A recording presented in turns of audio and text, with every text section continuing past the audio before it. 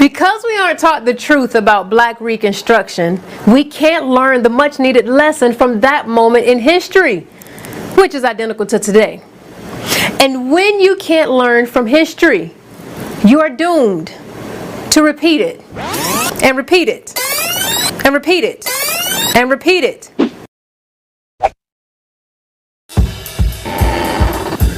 Many of us who have not studied, for instance, Reconstruction history, the history of the United States, particularly of African Americans during the 1860s and 70s, may think that we are entering a new era in American history. We may think that the things that we're witnessing today, the elections of blacks to political office and their appointment to various positions, their activities in various corporations, and so forth, is something new in American history. And yet, a study of Reconstruction history will quickly convince us that we are currently undergoing deja vu.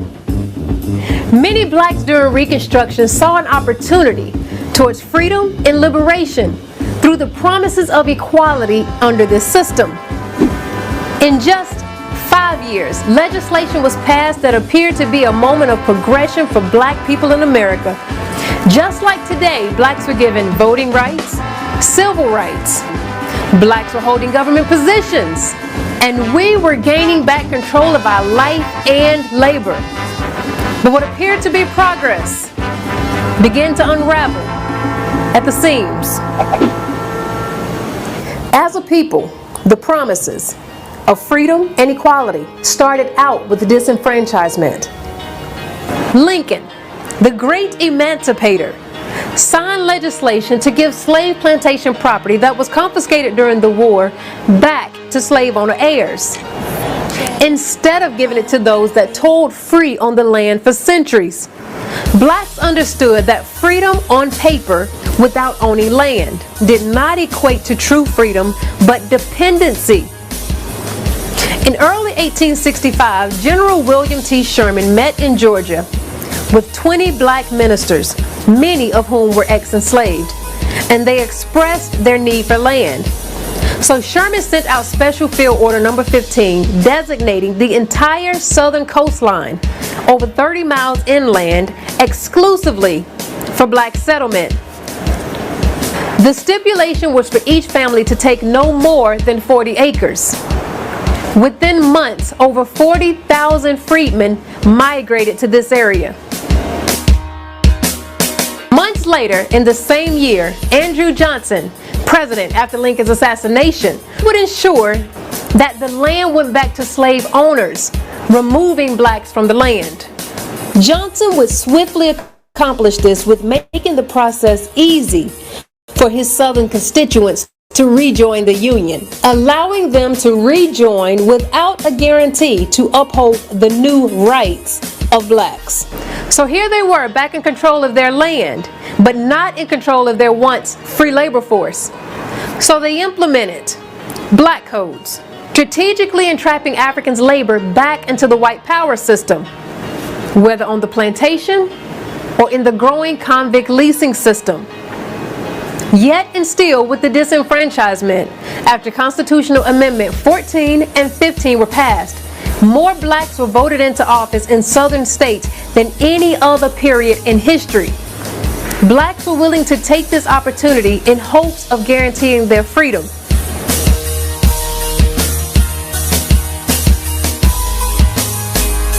But southern whites who grew tired of the social and political shift unified.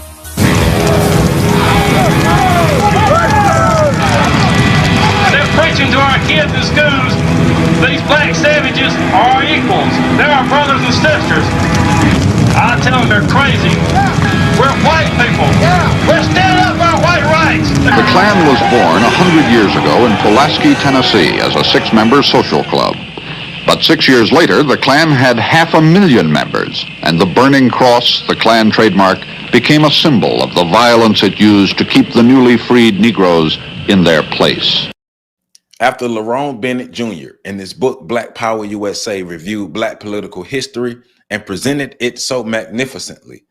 I looked for the summary chapter, which would tell us that what we had during Reconstruction was not real power. In fact, the name of the book was a misnomer. I was looking for him to say that the rights and freedoms of a people are not protected by law only. That to me seemed to be the lesson that was taught there. And law and of themselves will not protect us. Laws are words written on paper. Laws protect no one. Laws are no stronger than those who enforce them. President Rutherford B. Hayes taught us that lesson quite clearly.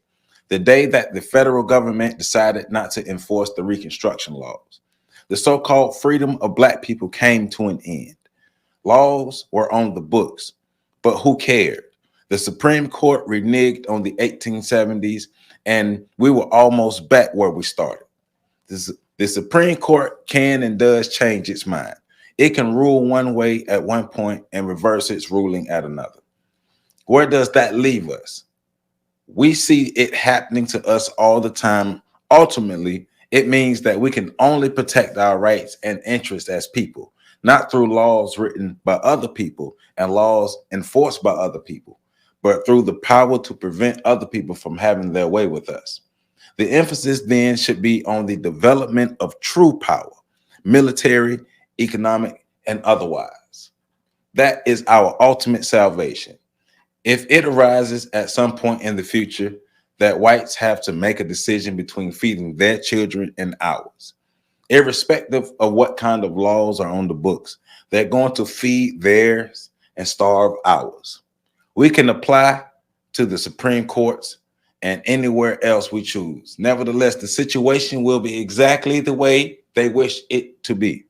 Therefore, relying on laws, new Reconstruction laws, and promises almost exclusively are a very poor sort of salvation and assurance for our survival as a people. There's no way around it. We have to attain true and real power. This should be our goal. Welcome back. Welcome back. Welcome back to On the Shoulders of Giants. I am Joseph Ward, and I am continuing my reading of Dr. Amos Wilson's The Falsification of African Consciousness, Eurocentric History, Psychiatry, and the Politics of White Supremacy. And I am starting on part one, the first part of part one, European Historiography and Oppression Exposed, an African Analysis and Perspective. And that is pages, what is that? That is pages from pages 8 to page 13, from page 8 to page 13. All right. So he's starting off talking about, basically, he just diving right in, talking about power and the illusion of power, laws and the illusion of laws, the enforcement of laws, or somebody choosing not to enforce laws. So, but he's also talking about us repeating history because we've collected information, but we don't understand the information. And because we don't understand the information, we haven't learned from the information, because he's really getting into the things, especially politically, the gains that we believe that we've made in our lifetimes, as far as Black people having offices or Black people having a presence in white spaces, saying this is nothing new. This happened before and it was taken away from us. So what makes you think it can't be taken away from us again? We must find a way to protect what we build. And because we haven't found a way to protect what we build, and in addition to us not learning from our history, therefore, we are continuing to live in a loop. We're living in a loop. We are continuously repeating history, and we don't even really know it, unless you've really studied what happened to us during Reconstruction. Because he not only talks about one Reconstruction, but he talks about two Reconstruction eras.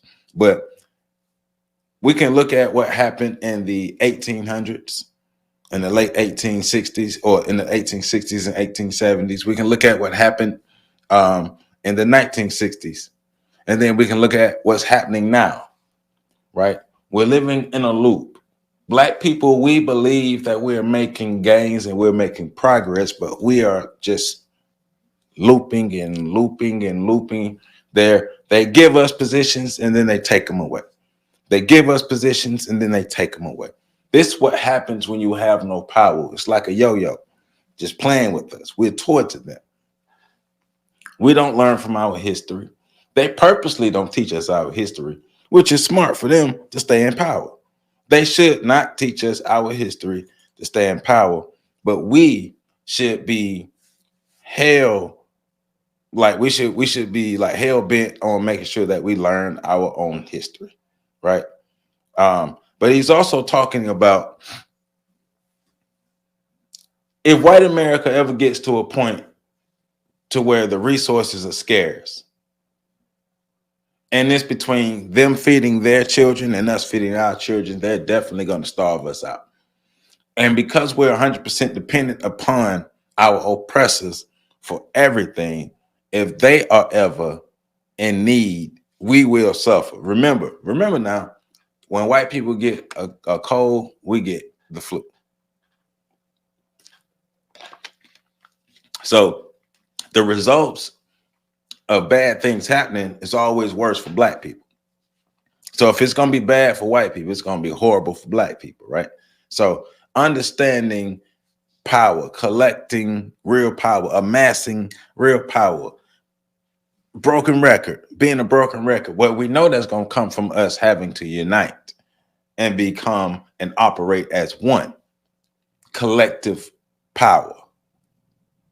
Individual power, as stated by Dr. Amos Wilson, individual power stems from collective power. The individual has no more power than the collective that he represents, that he or she represents, right? But Reconstruction, really understanding what Reconstruction was, how Reconstruction affected us, what happened during Reconstruction when the black codes were implemented. White people saw the gains of black people and was like, oh, hell no, these black folk will not make these gains on our watch. The South rose. All right, so check this out. I'm gonna read y'all something real quick. I'm gonna read y'all what the Compromise of 1877 was. We're talking about implementing black codes and restricting Reconstruction era laws.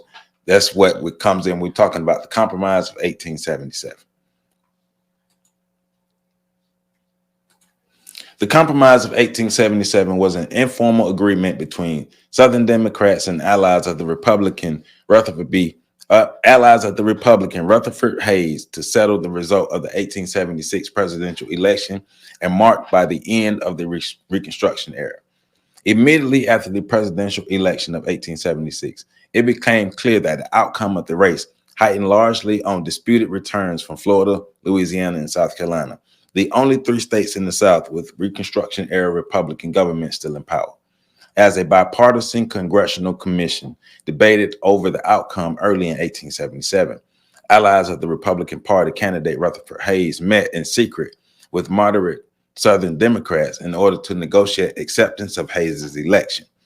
The Democrats agreed not to block Hayes's victory on the condition that Republicans withdraw all federal troops from the South, thus consolidating Democratic control over the region. As a result of the so-called Compromise of 1877, or the Compromise of 1876, Florida, Louisiana, and South Carolina became Democratic once again, effectively bringing an end to the Reconstruction era. So basically, they withdrew the federal troops. So those races, Confederate white folk, were back in charge with no outside interference, and they were able to do what they wanted to do. So implementing all the new laws and overturning all the Reconstruction laws. So that gets back to what Dr. Amos Wilson is talking about, right? Talking about laws, right? It says, laws are no stronger than those who enforce them, right? President Rutherford B. Hayes taught us that lesson quite clearly. The day the federal government decided not to enforce the Reconstruction laws, the so-called freedom of black people came to an end. Laws were on the books, but who cared, right? Laws are no more than the people who reinforce the laws, right? Let me read y'all one more thing. So this is a landmark lawsuit, a landmark legal case. I'm gonna mess this name up, but the United States versus Cruikshank. The United States versus Cruikshank. And that was in 1876. That was a landmark decision of the United States Supreme Court, ruling that the U.S. Bill of Rights did not limit the power of private actors or state governments, despite the adoption of the 14th Amendment. It reversed the federal criminal convictions for the civil rights violations committed in aid of anti-Reconstruction murders. Decided during the Reconstruction era, the case represented a major defeat for federal efforts to protect the civil rights of African Americans. So, Reconstruction is over.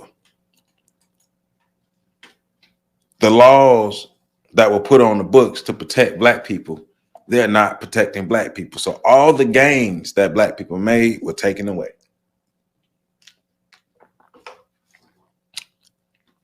And let's pick back up with our reading for Dr. Amos Wilson. So many of us in Black studies who are reconstructing history, the history of the United States, think that we are entering a new era in American history. We may think that the things we are witnessing today, i.e. the election of Blacks to political office and their appointments to various positions, their accomplishments in various corporations and so forth, are something new in American history. Yet, the study of Reconstruction history should quickly convince us that we are currently undergoing deja vu, nothing new. Many of us view history as a continuing progression upward and onward. We have brought the American concept of progress, the idea that things must over time necessarily get better. There's no law in the universe that tells us our future survival is assured, that we will continue to exist now and into the future. There have been races and ethnic groups who have been virtually wiped out on this planet. There is no guarantee that our own group will not be wiped out as well. The idea that we must necessarily arrive at a point greater than that reached by our ancestor could possibly be an illusion. The idea that somehow, according to some great universal principle, we are going to be in a better condition than our ancestors is an illusion, which often results from not studying history and recognizing that progressions and regressions occur, that integrations and disintegrations occur in history. If you do not have the power to control your own destiny, your destiny will be in the hands of your oppressor, and they will take away anything from you that they've given you whenever they want to, because what are you going to do about it but beg for it? But the main point Dr. Wilson is getting at is what's happening is not anything new. Don't let it fool you. It's not nothing new. It feels new because we don't know our history. And we need to know our history so, we can defeat white supremacy. Now, you don't have to know your history to win a fight, but we need to know our history to build a nation, right? We do need to know our history to build a nation. And nation building should be at the forefront of our minds, but we have to understand why we have to be willing to give up everything that the white man has given us to start from the bottom to build up what we need for ourselves. So that's why I like this next part that we're getting into, right? History is not a fairy tale wherein certain things are accomplished and people live happily ever after. Many of us think the accomplishments we have made up to this point mean that we're only going to expand them in the future. We had better think about that again. I will point out today that we must not be so optimistic as to be foolish. We are, as he says deja vu. I say we're in the loop. It's like that movie that's on Netflix where the black guy wakes up every day and does the same thing over and over and over. He encounters the cop every day over and over and over and over, right? Because we talk about learning our history and knowing our history and studying our history and history this and history that and history. You know, we talk about it a lot, but we can tell from the lack of outcomes how much we're really studying our history and understanding our history. You know what I'm saying? I don't think we really understand our history. And because we don't understand our history, we haven't learned from it. It's fancy and it's nice to say you know Black history. It's fancy and it's nice to quote and spit facts about Black history. But you can't show me what you've done with the history. You can't show me what you've actually learned from the patterns in history. Because I know from all the years I've been doing my On the Shoulders of Giants, I see patterns. I see patterns of behavior. I see patterns of historical events. I see patterns all the time. Oh, this story is connected to this story because this and this and this and this happened to this. And, you know, a lot of people see my view of the world and my view of history. And a lot of people try to convince me that I am a doom and gloom type of person. But I know history. I understand it. I'm learning from my history. That's why I'm making sure I don't repeat the same mistakes. But it's frustrating sitting around watching the majority of your own people repeat the same mistakes because they refuse to learn the history. And that's what Dr. Amos is getting into. Like, when are we going to learn this history instead of just consuming it?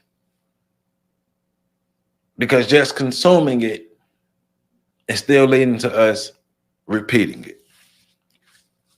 He goes on to say, we run into too many youngsters today who say, oh, that was in slavery time. Oh, those were things we talked about in the 1960s and 1970s. We're in a new day now. We're not in a new day, ladies and gentlemen. The same words that we're saying today are the same words that people were saying over 100 years ago. Why are we in a new day saying the same thing that was said 100 years ago? Because we're not in a new day. We're in a new cycle of the same thing. Same script, different cast. You're new. Nobody else is. The patterns aren't. The outcomes aren't. The behaviors aren't. The mindsets aren't. You are. Because this your turn. It just falls in line with the time that you were born. There's nothing fancy about it, but you have to know what came before you. And until you know what came before you, you ain't talking about nothing. Goes on to say, and it is worth emphasizing here at the very beginning that these flights into fantasy were based on the same hard facts that gripped the imagination of Blacks in the second Reconstruction of the 1960s and 1970s. So he labels the first Reconstruction that happened in the 1860s and 1870s and the second Reconstruction that happened in the 1960s and 1970s. And you could probably say some type of Reconstruction nowadays because Black people are making some kind of the same type of gains, right? So there was, for example, a Black man in the U.S. Senate in the 1870s, and there was a Black governor in Louisiana in the 1860s and the 1870s. As the 1960s and the 1970s, there were Black sheriffs and mayors in the South, and there was open speculation about a Black vice presidential candidate. So the Jesse Jackson run is not new in Black American history. There was, moreover, a network of civil rights laws seemed to settle the issue beyond all possibility of dispute or recall. There are so many of us who believe that fair housing laws, anti-discrimination laws, civil rights laws, voting laws, and so forth guarantee our freedom. That is an illusion. What a flight into fantasy. Once again, laws are nothing but words written on paper. They have to be enforced by the people who written the laws. And when troops were pulled out of the South, Union troops pulled out of the South, the Confederates took back over. The Democrats took back over. The South took back over. And they reversed all the laws that were on the books as far as the Reconstruction laws that gave black people their gains. And all the gains that black people made, or the majority of the gains, if not all the gains, were wiped out. And black people had to start back over. Don't get comfortable in these white seats, man. We know y'all like to find y'all. It's your mission to find a comfortable place within white supremacy. But it's showing you right here that if you get comfortable, you're going to get messed up because you don't have the power to get comfortable. You don't have the luxury to get comfortable because we have to be constantly building our own nation. Okay. Laws are no stronger than their enforcers. The same people who pass the laws are the same people who are responsible for enforcing them. If the people who enforce the laws no longer decide to do so, the laws are of no value and have no power.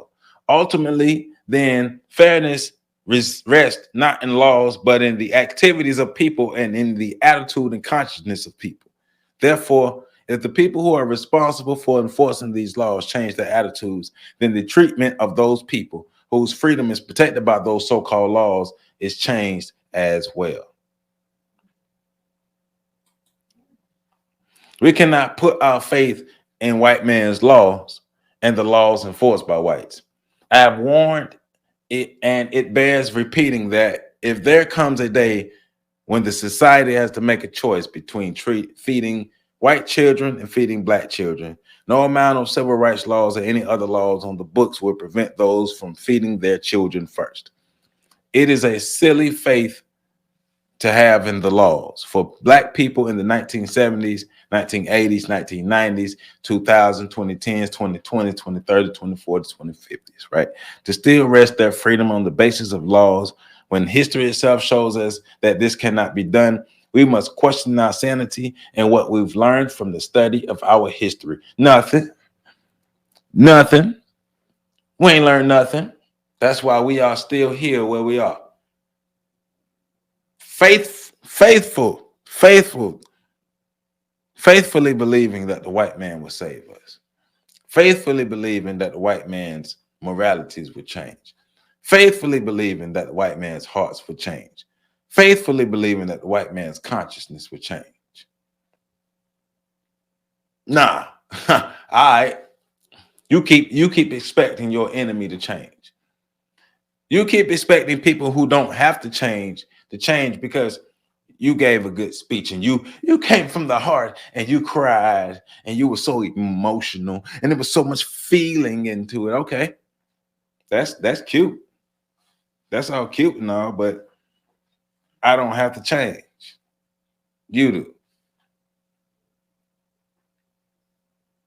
And you're crazy if you think that they have to change. You're crazy if you think that they've given us anything that will help us, anything that will support us, anything that will make us stronger, anything that will make us better. You are delusional if you believe that they've given us anything to help us become better. You're delusional. He says, back there 100 years ago, there was a federal law protecting voting rights in the South. Does this all sound vaguely familiar? And there was a National Public Accommodations Act. So the Public Accommodations Law did not begin with the Freedom Rides in the 1960s. We had those rights in the 1860s and 1870s as well. South, in broad outline, was the racial situation 100 years ago in the 1860s and 1870s, when racism was forever abolished in America for the first time. It was a short forever. So, yeah. And so he also says, I just read other selected excerpts from Bennett's article. And he's talking about the article from Lerone Bennett, right? This is an article that was in the newspaper. He said this is the final chapter to his book that he wrote. So, as almost every schoolboy knows, the first Reconstruction ended in a major historical catastrophe that wiped out the gains of the 1860s. As a consequence, it required 100 years and oceans of blood for Black people to climb back up on the political plateau they had occupied in 1860 and 1870. So, as I stated earlier, history contains both progress and regress. However, regressing at this point in history would not be a situation where we will be able to fight a battle all over again. Regressing at this point in history essentially spells annihilation for Africans, not only in America, but for Africans the world over. Don't get it together. We will become irrelevant. Don't get it together. Keep playing. Keep playing. Keep thinking your salvation is outside of yourself. Keep thinking our salvation is outside of ourselves. Keep thinking that. And we will become irrelevant. I don't know what you think we are, who you think we are, but the world don't see us the way we see us. Keep playing and we will become irrelevant.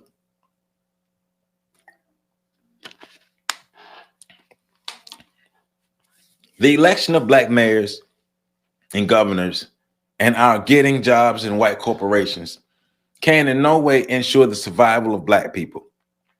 We cannot make the progress of black people synonymous with our qualifying for degrees and our getting jobs downtown. We must wake up to this because we've had this game played on us before. Lerone Bennett mentions the founding of a prototypical war on poverty from 1860s to 1870s, the Freedmen's Bureau, and putting on the books civil rights laws, which were in some instances stronger than civil rights laws passed from the 1960s and 1970s. In the wake of these events, there was an explosive growth in black consciousness, and blacks made many gains which surpassed in many instances the political gains blacks made in the 1960s and 1970s. At one time, in fact, black legislators were in the majority in the South, in the South Carolina legislature. In the same period as in the comparable period in the 1960s and 1970s, poor whites received social and economic benefits. Rich whites had denied them. Once we got in, we were even good to poor white folk. We got up school systems and whole a lot of other things. I'll conclude this portion by reading this. Long discussions about the morals and educational equivocations of blacks obscure the main point. Power or the lack of power. The worst thing that can be said about some leaders of the Reconstruction period is that they did not seem to understand the only issue was power.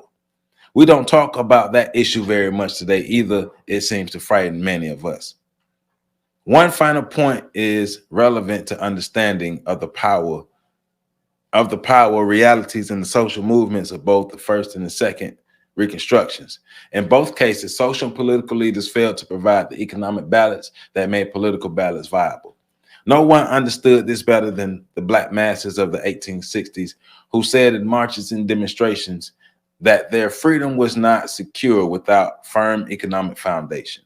Therefore, think again when we celebrate Frederick Douglass, Harriet Tubman, King, and others. We should begin to look at the central issues. If our study of black history is merely an exercise in feeling good about ourselves, then we will die feeling good. We must look at the lessons that history teaches us.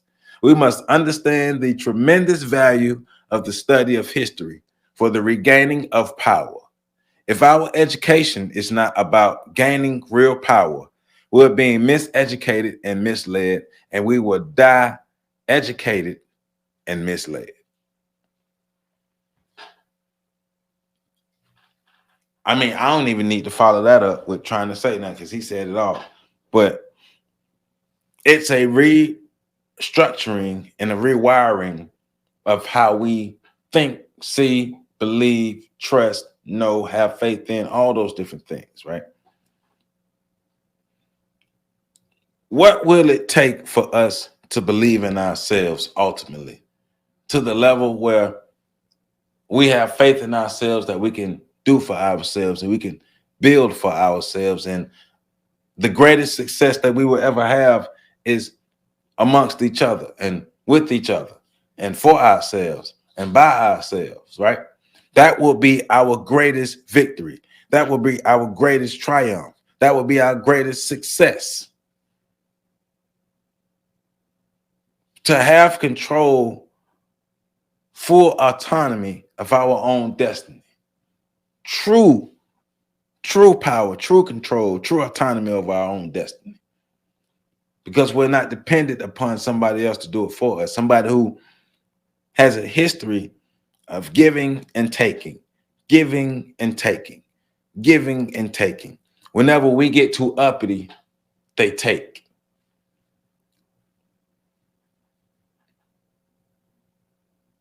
Whenever we get too uppity, they take. Remember the Ocoee Massacre. Remember Rosewood. Remember Wilmington, North Carolina. We all know about Tulsa, right? Just examples of when we get too uppity, they take. Reconstruction. When we get too uppity, they take. If we build it, we must protect it. But first, we must rebuild our minds and the way we see the world and the way we see ourselves within this world and the way we see ourselves within this fight against white supremacy. Whether you want to be or not, we are at war. It is inevitable for us to be at war against our mortal enemies, which is white supremacy. And until we defeat white supremacy will therefore always be our mortal enemy. Let's learn from the history, not just collect it. Empower ourselves from the information. Use it to not repeat it. We are right now doomed because we are in a continuous loop of repeating history. Until we get out of the loop, we'll continue to be doomed. So how long do you want to stay in this continuous cycle? Hey, like, comment, share, subscribe, all that stuff. Make sure you so continue to support the channel. I thank everybody. Before I go, I do want to thank my new patrons because I got 2 new patrons. I want to thank May Neely and I want to thank Anthony Jones, my 2 new patrons on Patreon, May Neely and Anthony Jones. I do want to say this to both of you. For some reason, Patreon is not allowing me to send messages right now. So I was trying to send you guys his messages to welcome you to the family and everything. But right now, for some reason, the Patreon app is not neither the app nor the website is allowing me to send messages. I don't know. So I'm trying to work with them to get that fixed. But May Neely and Anthony Jones, I want to thank you all for signing up and becoming patrons. I appreciate your support and everybody else who continues to support me. And if you want to support me, all the information is in the description. I love you all. Make sure you catch me on the next round, next Monday, or every day, because you know I got a video coming up tomorrow on Tuesday, Dr. Claude Anderson. So check it out. Love you.